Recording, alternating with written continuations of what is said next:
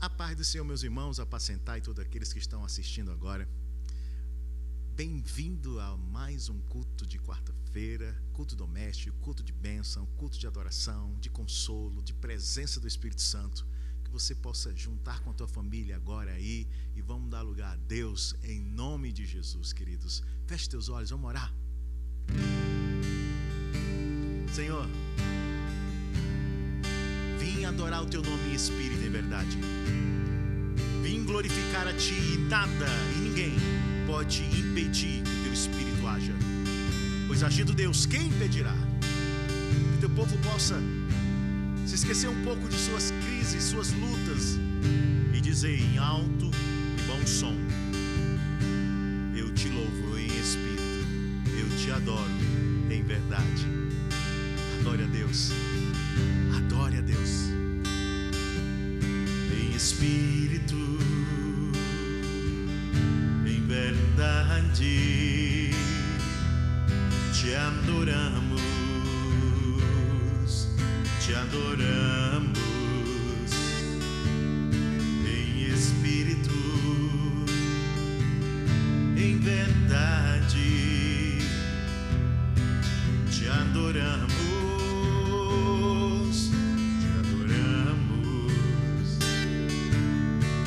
Dos reis e Senhor, te entregamos nosso viver. Rei dos reis e Senhor, te entregamos nosso viver. Te adorar, ó Rei dos reis, foi que eu nasci, ó Rei Jesus. Meu prazer é te louvar, meu prazer é estar nos átrios do Senhor, meu prazer é viver casa de Deus, onde flui o amor. Aleluia. Tu és santo, Senhor.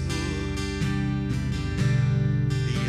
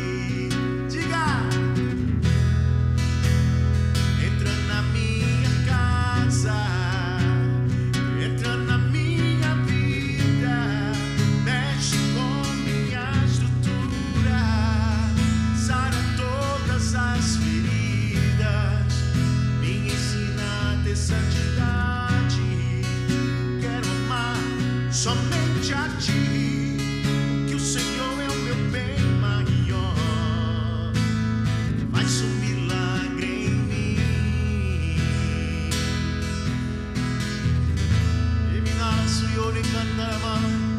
Entra na minha casa, restaura o meu lar. Só tu pode fazer o milagre, só tu pode dar um escape. Aleluia. Cante, diga, aleluia. Como Zaqueu, quero subir o mais alto que eu puder, só pra te ver, olhar para ti e chamar sua atenção para mim. Eu preciso de ti, Senhor. Eu preciso de ti, papai. Sou pequeno demais, sou pequeno demais. Dar a tua paz, lá tudo pra te seguir. Aleluia.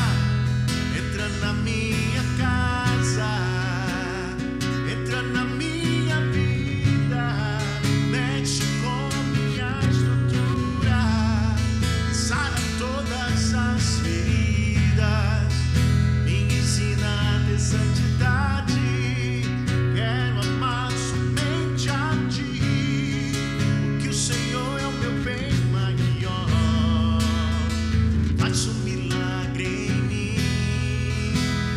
Entra na minha casa, entra na minha vida, mexe com minha estrutura, sara todas as feridas, me ensina a ter santidade. Quero amar somente a ti, porque o Senhor é o meu bem maior. Faz um milagre em mim.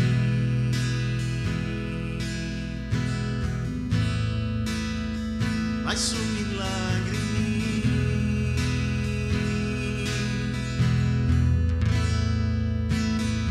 Faz um milagre em mim.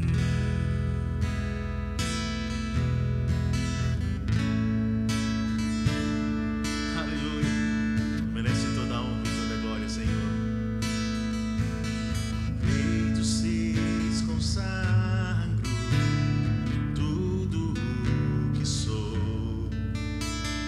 Gratos louvores transborda o meu coração. A minha vida eu entrego nas tuas mãos, meu Senhor, a te exaltar com todo o meu amor. Eu te louvarei conforme a tua justiça e cantarei louvores, pois tu és altíssimo. Celebrarei a ti, a Deus, meu viver. Cantarei, contarei as tuas obras, pois com tuas mãos foram criados terra, céu e mar e todo ser que neles há.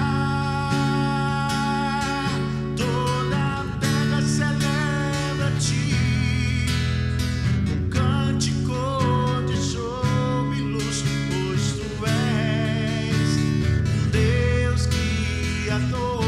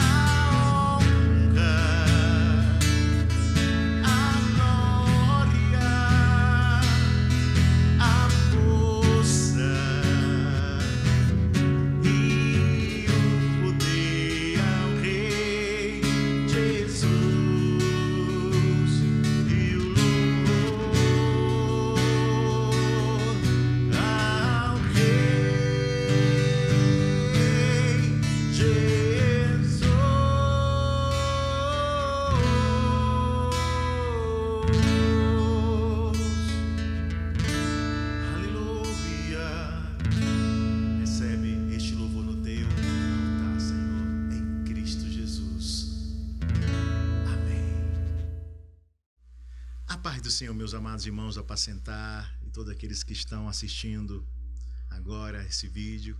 E vamos entrar na palavra de Deus, mas antes disso eu te dar um recadinho. Entra lá no YouTube, se inscreve, nós estamos querendo chegar a um número aí expressante de irmãos que estão inscritos no nosso canal de YouTube, tá bom? Se inscreve lá, coloca like, aperta o sininho, divulga para os teus parentes aí, amigos, para fazer a mesma coisa, tá? Que vai ser uma bênção, vai nos ajudar bastante, tudo bem? E lembrando, queridos, final do culto, que você possa estar ofertando na casa do Senhor, que você possa estar dizimando na casa do Senhor. Lembra aí de todas as obras que a nossa igreja continua fazendo, porque não parou. Não é o fato de o templo estar fechado quer dizer que as obras da igreja pararam. Enfim, temos missionários no campo, temos obras sociais, queremos ajudar pessoas ainda mais, principalmente aqui no São Sebastião, que precisa tanto da gente. Estamos aí com algumas metas para comprar cestas básicas, mas não temos recursos financeiros para isso. Às vezes você fica se perguntando o que é que eu faço para ajudar a obra de Deus, como eu vou fazer a obra de Deus estando em casa. Contribua, você vai estar ajudando bastante, tá bom? Então não esquece, no final do culto, dá lugar a Deus aí, as contas da igreja vão estar no rodapé e você pode fazer isso. Faça hoje, não perca a tua bênção, tá bom? Vamos à palavra?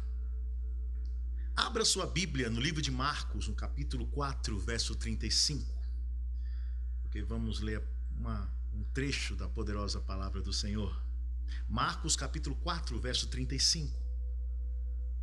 Diz assim o texto: E naquele dia, sendo já tarde, disse-lhes: Passamos para o outro lado.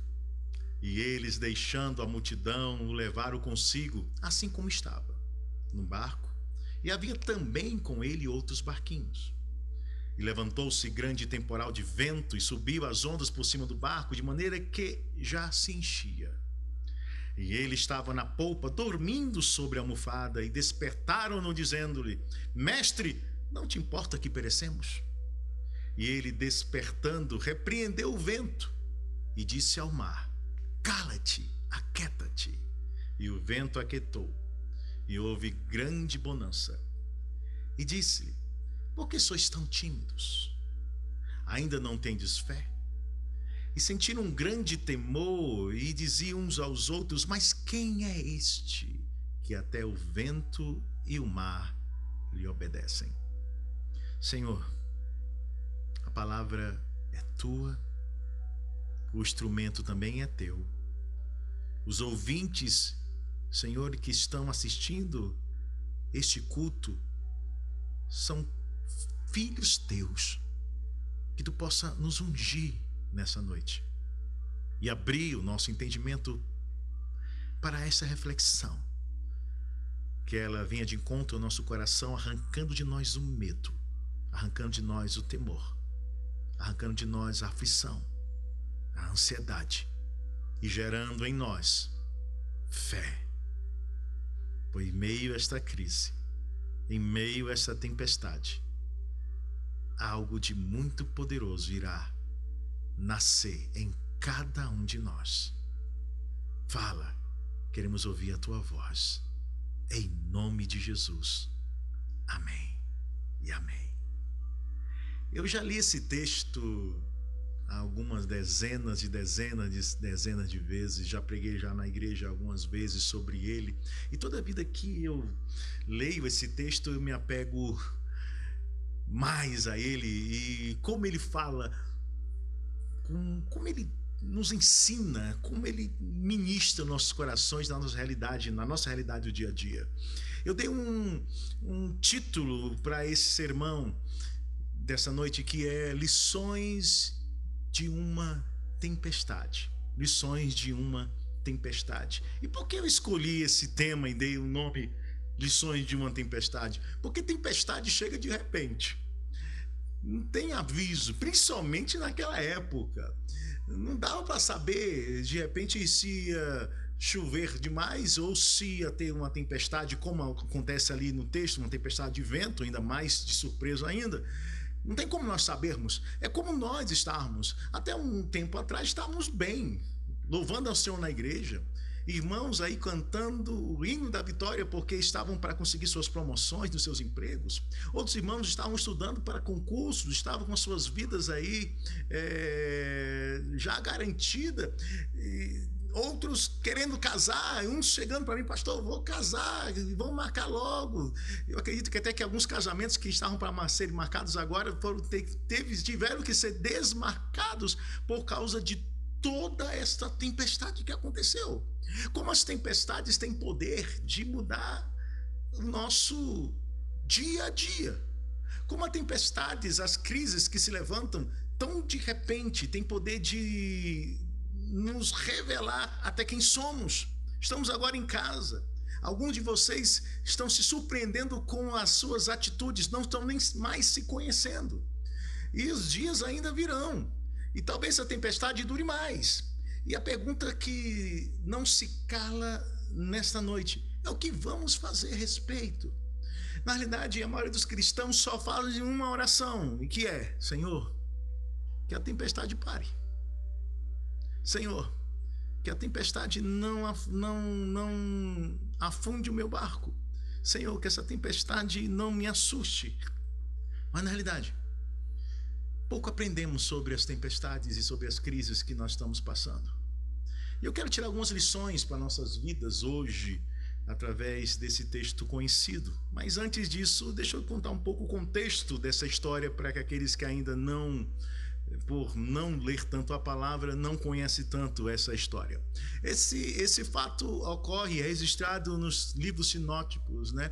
Ali em Lucas, em Marcos e Mateus.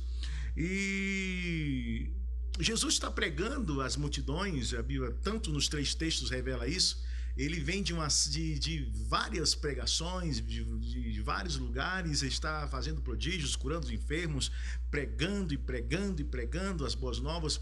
E interessante que ele vem de uma série de pregações por parábolas, porque as verdadeiras revelações só estavam sendo dadas aos seus discípulos, aquele grupo pequeno de homens que Jesus tinha chamado. Alguns ele chamou de apóstolos e outros eram seus discípulos, eram 70, apóstolos eram 12, e 3 que andavam achegados a ele, e um que era chamado amado. Enfim, ele vinha pregando, fazendo milagres e prodígios, e de repente ele chama os seus discípulos e diz assim para eles: vamos para o outro lado do mar.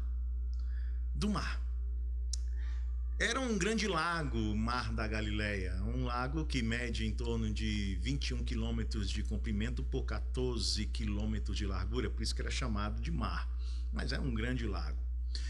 Do outro lado ficava Decápolis, né? Que era uma região onde morava a maioria esmagadora de gentios. É por isso que os judeus eles não iam para lá. Eu acredito até que essa foi a intenção de Jesus, de passar para aquele lado de lá, para que pudesse ter um pouco de paz. É interessante que quando ele chega lá naquelas regiões, e a Bíblia não cita que região específica Jesus chega, regiões de Gadara, ele encontra um endemoniado ali, uma pessoa que tinha uma legião de demônios, no qual Jesus expulsa esses demônios e eles se precipitam, aliás, eles entram em porcos, em 2.000 porcos, e se precipitam no abismo.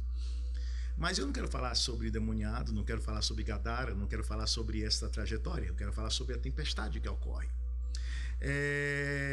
Jesus ele entra no barco, seus discípulos estão ali tendo esse comando desses barcos. Não eram só um barco, eram alguns barquinhos, a Bíblia cita isso. E ele pega um travesseiro, ela traz esse detalhe. Jesus pega um travesseiro, vai para a polpa e dorme. A pergunta que não se cala, e eu faço ela todo dia quando eu lembro desse texto, é: será que Jesus sabia o que ia acontecer? A resposta mais simples e a mais verdadeira, eu acho que é sim, sabia o que ia acontecer. Na realidade, Jesus ele sempre sabe o que vai acontecer com a gente. Ele sabe que você está na tua casa agora. Ele sabe o que vai acontecer amanhã. Ele sabe como você vai reagir diante da crise. E ele sabe que você tem potencial para poder superar tudo isso. É por isso que ele estava dormindo. E de repente vem uma tempestade, e uma tempestade de vento. A Bíblia ela é clara quando ela fala sobre isso. Não era uma tempestade comum, era uma tempestade de vento. E talvez se a gente pergunte como é que vem essas tempestades, pastor, naquela região. Para você ter uma ideia, o Mar da Galileia ele fica mais ou menos uns 200 metros abaixo do nível do mar. E aquela região é uma região quente no verão, que provavelmente seja essa época que aconteceu esse fato. Aquela região ficava como uma estufa, né, acima de 30 graus Celsius, e nós sabemos, e se não sabemos, você fique sabendo agora, que o Mar da Galileia ele é todo cercado por montanhas, e uma delas é a montanha de Hermon, e que fica 3.000 metros de altura. E de lá vem o ar frio, né? Desce esse ar frio, e com esse contato com o ar quente ali do Mar da Galileia, às vezes acontece esse turbilhão ali, desse choque térmico, gerando as tempestades de vento no qual ocorreu neste lugar. Aquilo não foi o diabo, como alguns podem já falar, pastor, foi o diabo que botou aquela tempestade. Não foi o diabo, não, é a coisa da natureza. Na verdade, as crises que nós passamos, elas são naturais, amados irmãos. Fazem parte da nossa vida, e a gente tem o costume de botar a culpa no diabo em tudo. Na realidade, o diabo ele não tem culpa de quase nada. Nós é que temos culpa de muita coisa. Nossa vida é nada mais, nada menos do que a colheita do que plantamos. E com a somatória do que é natural da vida. Ou seja, estamos em casa hoje é porque um dia alguém plantou isso. E nós sabemos que o pecado adâmico gerou todas essas mazelas que nós vivemos até hoje. Mas enfim, eu não quero falar sobre isso agora. Eu quero tirar algumas lições dessa tempestade. Os discípulos, eles se encontram numa ventania. E historicamente, geograficamente, nós sabemos que essas tempestades levantavam ondas de 2 metros de altura, que poderiam até muito facilmente naufragar um barco, principalmente um barco de pequeno porte como aquele. Jesus está dormindo, e mesmo com o vento batendo, mesmo com as águas entrando, ele continua dormindo, e os discípulos vêm até ele numa atitude não de socorro, mas numa atitude de desespero. Acorda, Jesus, acorda, não te importa que perecemos. Ou seja, Jesus, acorda aí porque nós vamos afundar. E pelo menos você vai estar acordado, vamos sair daqui. De repente talvez pensavam isso ele, como é que vamos fazer? Vamos a nado o resto do caminho? Presta atenção, o lago tinha 21 quilômetros de comprimento por 14 de largura. Não era um riozinho que você passa nado. Então ele tem uma dificuldade muito grande nessa ocasião. Mas o interessante é que Jesus ele se desperta e meio com raiva, né? Jesus está constrangido, primeiro porque foi acordado, segundo porque ele vê a ausência da fé dos seus discípulos. A Bíblia diz que ele repreende o vento, e eu quero que você decore esta parte. Jesus repreende o vento e diz às águas: aquieta-te. E a Bíblia fala que se faz bonança. E eles conseguem chegar até o outro lado. Eu quero tirar desse texto algumas lições, e uma das primeiras que eu quero falar para vocês é que eu observo um grande erro que cometemos como discípulos de Jesus em meio a tempestades da vida, como esses discípulos também cometeram nesta crise que estava se instalando ali naquele barco naquela hora. No verso 41 diz assim: e sentiram um grande temor e diziam uns aos outros: mas quem é este que até o vento e o mar lhe obedecem? Vou repetir, verso 41 fala assim: e sentiram um grande temor e diziam uns aos outros, um discípulo ao outro: quem é este que até o vento e o mar lhe obedecem? A gente tem uma impressão, quando lê esse texto, que é um elogio, né, que Jesus está recebendo ali dos seus discípulos. De fato é um elogio, mas também ele nos traz uma realidade dos discípulos e traz uma realidade de nós, hoje que estamos em casa.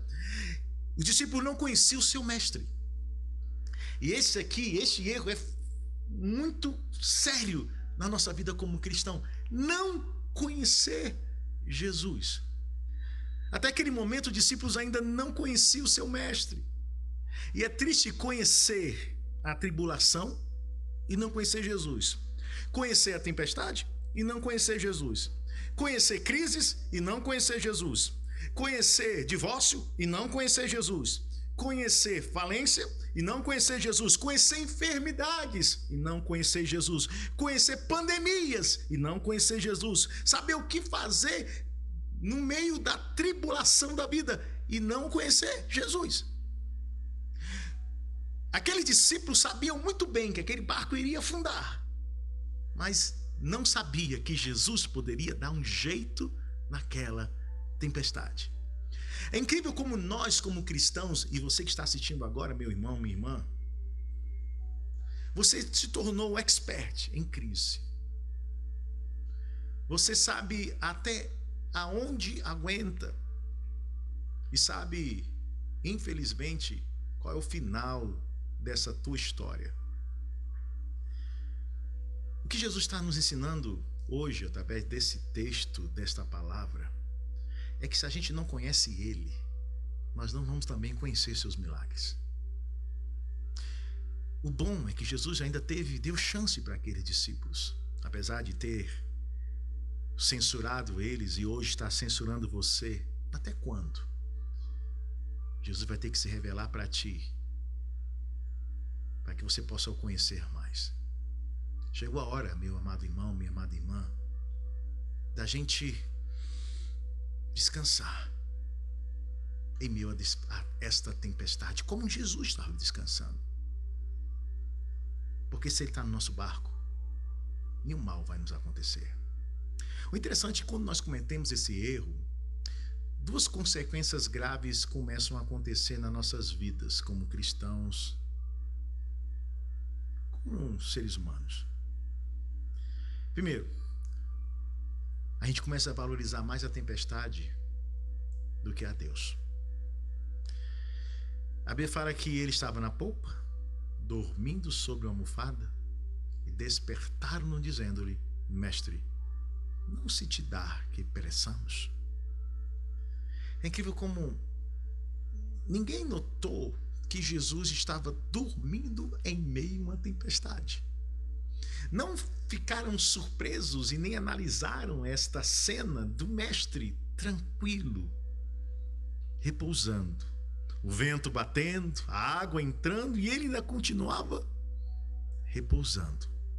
O que ficou destacado para os discípulos era a tempestade, as águas entrando, o barco a um ponto de ir a pique, e era o que estava claro, porque na realidade quando nós não conhecemos o nosso mestre, uma consequência é inevitável, a gente começa a valorizar mais o problema do que o Deus que te serve. Como eu disse e tenho repetido muito, estou preocupado como pastor de vocês, porque muitos irmãos, quando essa crise acabar, vão estar desviados, muitos crentes vão estar divorciados, outros vão estar em uma grande contenda, outros falidos, e a gente pergunta: pastor, é a culpa da crise? Não, é porque nós valorizamos mais a crise do que valorizamos Deus. Valorizamos mais as circunstâncias do que está acontecendo do que o Senhor que está tranquilo. Meus amados irmãos, se o meu Deus não se levantar, eu tenho que me aquietar, e talvez seja difícil para a gente ver a tempestade ao nosso redor, ver a crise instalando e não poder fazer nada, mas eu te digo assim, diz o Senhor: se Deus não for contigo, não faça nada, espere e confie, porque quando Ele se levantar, e Ele vai se levantar, algo de muito poderoso vai acontecer. Uma outra consequência grave devido ao erro de não conhecermos ao nosso Deus é que esquecemos de Jesus estar no barco. Pastor, eles não esqueceram não, eles foram lá e perturbaram Jesus para Jesus acordar. Irmãos, quando eu falo que nós esquecemos que Jesus está no barco, é porque boa parte de vocês que estão me assistindo agora já tiveram experiências com Deus. Boa parte de vocês que estão me assistindo agora já tiveram e viram milagres de Jesus. viram coisas tremendas acontecerem. Mas eu quero falar para você, em nome de Jesus, por que você está tão temeroso, tão desesperado, tão angustiado? Jesus está no teu barco. Por que a gente fica tão preocupado? Jesus está no nosso barco.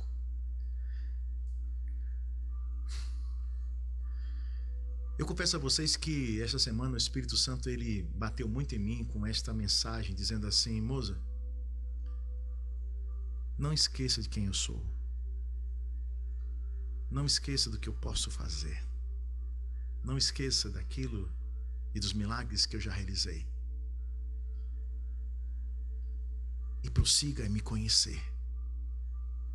Porque quanto menos a gente conhece Deus, mais consequências graves, como valorizar tempestades mais do que a Ele, ou simplesmente esquecer a sua existência no nosso barco, vão acontecer. Aí eu me deparo com outra lição dessa tempestade. Diz assim um texto: e naquele dia, sendo já tarde, provavelmente já estava anoitecendo, Jesus disse: passemos para o outro lado. E eles deixando a multidão, o levaram consigo assim como estava. O barco, e havia também com ele outros barquinhos, e levantou-se grande temporal de vento, e subiam as ondas para cima do barco, de maneira que já se enchia. Irmãos, eu aprendo com essa tempestade. A lição que eu tiro dela também é que Jesus sabe que eu posso lidar com tudo isso. E eu quero profetizar sobre a tua vida hoje, irmão, irmã. Você pode lidar com isso. Pastor, não aguento. Aguenta. Lembra que o apóstolo Paulo fala aos Coríntios dizendo assim, que Deus não nos lança provação além daquilo que a gente possa aguentar. Antes, com isso, nos dá o escape. Na realidade, se você observar, Jesus ele estava pregando para as multidões um pouco antes. E quando a Bíblia fala de multidão, a gente sabe que é de centenas de pessoas, até milhares. E o texto é claro que Jesus, deixando a multidão, ele parte somente com os seus discípulos. Diga assim comigo: eu sou um discípulo de Jesus. Diga isso por fé: eu sou um discípulo de Jesus. Queridos, se só tinha discípulo, é porque Jesus sabia que esses discípulos davam conta de chegar no outro lado. Eles davam conta. Oh, aleluia. Eu louvo ao Senhor por isso. Porque se você observar um pouco antes, Jesus está contando a parábola da semente, da semeadura, porque o semeador saiu a semear e parte da semente caiu sobre a terra, e as aves do céu pegaram, outros caíram sobre as pedras ou sobre espinhos, e por fim, terra boa. Os discípulos, depois que a multidão ela vai embora, porque ela fica confusa, os discípulos eles se aproximam de Jesus, perguntar para Jesus por que ele estava pregando tanto por parábolas. E o que Jesus fala para os discípulos é porque não foi dado direito a eles conhecer as verdades secretas do reino. Eu estou com o meu celular aqui e o Google está perguntando assim: sinto muito, eu não entendi. De fato, o Google não vai entender as verdades do reino. Isso é uma verdade mesmo. Mas eu quero dizer para você aqui, queridos, em nome de Jesus, você tem o privilégio de conhecer as verdades do reino. Diga assim: eu tenho o privilégio de conhecer as verdades do reino. E por que eu estou dizendo isso para você? Porque quando Jesus ele pede para os discípulos passarem para o outro lado da margem, ele já sabia tudo que ia acontecer. Ele queria provar na prática para os seus discípulos que... Aleluia! Deixa eu desligar aqui meu celular, porque ele está querendo falar com vocês e está me perturbando muito. Um momentinho. Pronto, agora o Google vai ficar calado. E como eu não quero deixar essa unção da palavra partir, eu vou continuar em nome de Jesus. Amém? Amados, pensa aqui comigo uma coisa. É um privilégio que estamos passando hoje. Pastor, a tempestade está aí. É um privilégio que estamos vivendo hoje. Pastor, a crise é um privilégio que estamos vivendo. Por quê?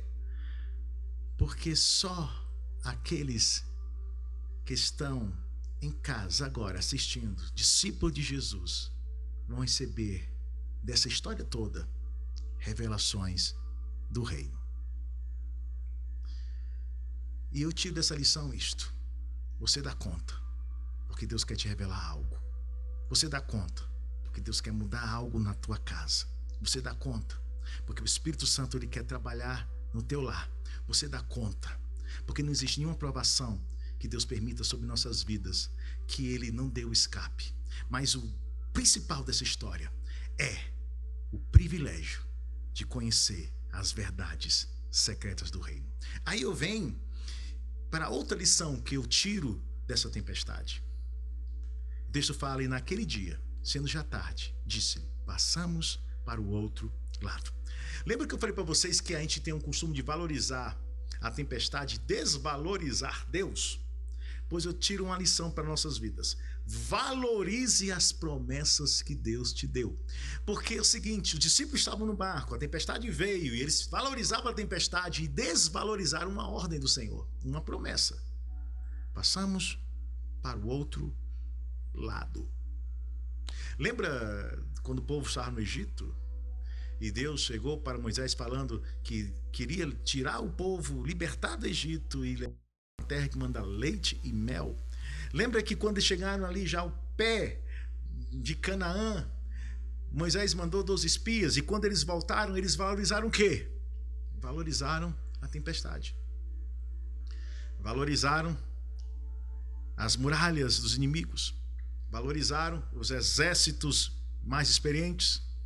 Valorizaram os armamentos e o número daquelas cidades. Só 2, Josué e Caleb, valorizou a promessa. Pois eles disseram: é a terra que manda leite e mel. Só um cacho de uva tinha que ser carregado por 2 homens. E o interessante, queridos, que de uma mesma história podemos ter 2 pontos de vista. De uma mesma história, de uma mesma crise, de uma mesma tempestade, a gente pode ter 2 visões. Ou valorizamos a crise, ou valorizamos a promessa. O que Jesus queria daqueles homens é que eles pudessem lembrar daquilo que ele falou antes de embarcarem. Entenda aqui, Jesus não vai te colocar num barco sem te dar uma promessa. Jesus não vai te colocar num barco sem te dar uma direção. Nós não estamos sem direção. Até Abraão, que não sabia, aleluia, aonde ia, tinha uma promessa, pelo menos. Homem, olha para as estrelas dos céus e as areias do mar. Assim será a tua geração. Entenda aqui que a direção de Abraão não era o local em si que Deus estava dando. A direção de Abraão era a sua promessa. Não importa se você não está enxergando, ou de repente Deus não falou, tu vai para a direita ou tu vai para a esquerda. O importante é o que ele te prometeu. Jesus prometeu aos discípulos: vamos chegar do outro lado. Se é mais para o noroeste, se é para o leste, se é para ali ou se é para acolá, não importa. Se é enfrentando a tempestade, não importa. Você vai chegar do outro lado. Os meios estão na mão do Senhor. Mas o importante é valorizar a promessa. Que promessa Deus te fez com isso tudo? E Ele não fez agora. Ele já fez antes. Aí, tiro uma última lição desse texto, para que a gente possa encerrar essa reflexão. O texto continua dizendo assim: e ele despertou, e repreendeu o vento, e disse ao mar: cala-te e aquieta-te. E o vento se aquietou, e houve grande bonança. E ele despertando, repreendeu o vento e disse ao mar: cala-te e aquieta-te. E o vento se aquietou e houve grande bonança. A última lição dessa noite para a minha vida e para a tua vida é: repreenda a fonte da tempestade, pois só assim você terá autoridade de acalmar as águas. Vou repetir: repreenda a fonte das tempestades, pois só assim você terá autoridade de acalmar as águas. Jesus poderia muito bem se levantar, estender a mão e dizer: mar, aquieta. Porque na realidade o que estava causando o problema, aliás, o que estava trazendo o problema eram as águas que estavam entrando no barco. O vento em si só não era nada, mas o que ele estava produzindo que era. As águas estavam entrando. Há relatos de ondas que se levantam 2 metros por causa dessas tempestades de vento.